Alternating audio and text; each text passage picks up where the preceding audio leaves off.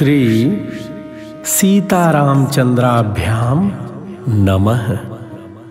श्रीमद्वाल्मीकीय रामायणं बालकांडं 31 सर्गः।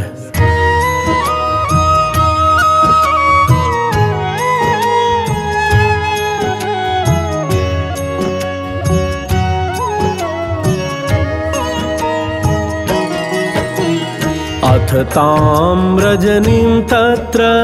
कृतार्थौ रामलक्ष्मणौ ऊषतुर्मुदितौ वीरौ प्रहृष्टेनान्तरात्मना प्रभातायां तु शर्वर्यां कृतपौर्वाणिः कक्रियौ विश्वामित्रमृषीश्चान्यान् सहितावभिजग्मतुः अभिवाद्य मुनिश्रेष्ठं ज्वलन्तम् इव पावकम् ऊचतुः परमोदारं वाक्यं मधुरभाषिणौ इमौ स्म मुनिशार्दूल किङ्करौ समुपागतौ आज्ञापय मुनिश्रेष्ठ शासनं करवावकिम् एवमुक्ते तयोर्वाक्ये सर्व एव महर्षयः विश्वामित्रं पुरस्कृत्य रामं वचनमब्रुवन् मैथिलस्य नरश्रेष्ठ जनकस्य भविष्यति यज्ञः परमधर्मिष्ठः तत्र यास्यामहे वयम् त्वं चैव नरशार्दूल साहास्माभिर्गमिष्यसि अद्भुतं च धनुरत्नं तत्र त्वं द्रष्टुमर्हसि तद्धि पूर्वं नरश्रेष्ठ दत्तं सदसि दैवतैः अप्रमेय बलं घोरं मखे परमभास्वरं नास्य देवा न गन्धर्वा नासुरा न च राक्षसाः कर्तुमारोपणं शक्ता न कथञ्चन मानुषाः धनुषस्तस्य वीर्यं हि जिज्ञासन्तो महीक्षितः न शेकुरारोपयितुं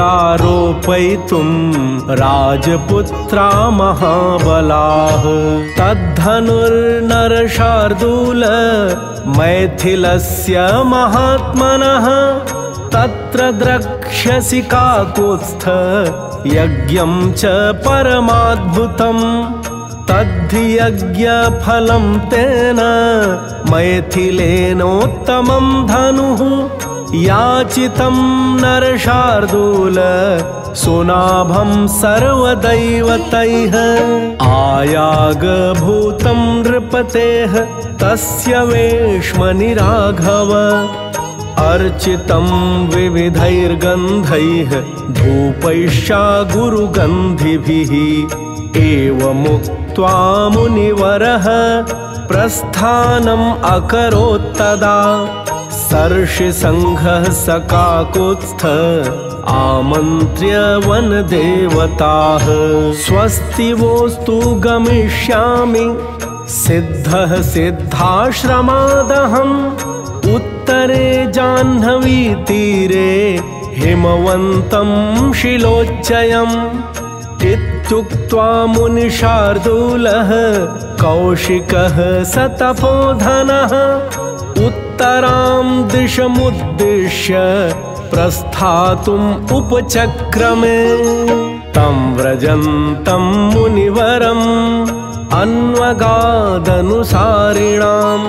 शकटीशतमात्रं तु प्रयाणे ब्रह्मवादिनां मृगपक्षिगणाश्चैव सिद्धाश्रमनिवासिनः अनुजग्मुर्महात्मानं विश्वामित्रं तपोधनं निवर्तयामास ततः सर्षिसङ्घः सपक्षिणः ते गत्वा दूरमध्वानं लम्बमाने दिवाकरे वासं चक्रुर्मुनिगणाः शोणाकूले समाहिताः तेस्तं गते दिनकरे स्नात्वा हुताशनाः विश्वामित्रं पुरस्कृत्य निषेदुर्मितौजसः रामोऽपि सह सौमित्रिः मुनिस्तानभिपूज्य च अग्रतो निशसादाथ विश्वामित्रस्य धीमतः अथ रामो महातेजा विश्वामित्रं तपोधनं पप्रच्छ मुनिशार्दूलं कौतूहलसमन्वितं भगवन् कोऽन्वयं देशः समृद्धवनशोभितः श्रोतुमिच्छामि भद्रं ते वक्तुमर्हसि तत्त्वतः नोदितो रामवाक्येन कथयामास सुव्रतः तस्य देशस्य निखिलं ऋषिमध्ये महातपाः। इत्यार्षे श्रीमद् रामायणे वाल्मीकीये आदिकाव्ये बालकाण्डे 31 सर्गः।